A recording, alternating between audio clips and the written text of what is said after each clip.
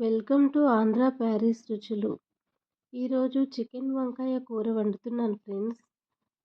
ఎలా చేయాలో చూపిస్తాను. 1 కేజీ చికెన్‌కి ఉప్పు, పసుపు, కారము, ధనియాల పొడి, గరం మసాలా అన్నీ కలిపి పెట్టుకొని పొయ్యి మీద బాండీ పెట్టి తగినంత వరకు ఆయిల్ పోసుకొని, ఆయిల్ వేడెక్కిన తర్వాత ఈ విధంగా ఉల్లిపాయ, పచ్చిమిరపకాయలు వేసి వేయించాలి.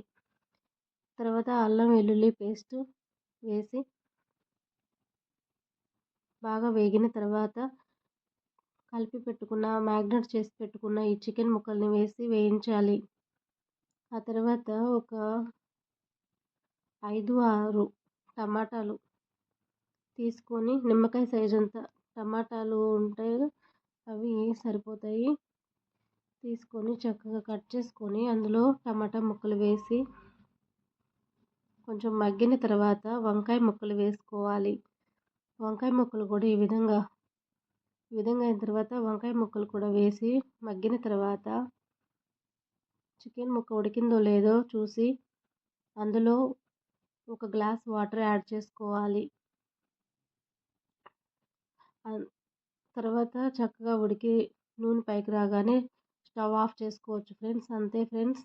ఫుల్ వీడియో కావాలంటే నా ఛానల్లో ఉంటుంది, చూడండి ఫ్రెండ్స్. నా ఛానల్ సబ్స్క్రైబ్ చేసుకోకపోతే ప్లీజ్ సబ్స్క్రైబ్ చేసుకోండి ఫ్రెండ్స్. Thank you friends.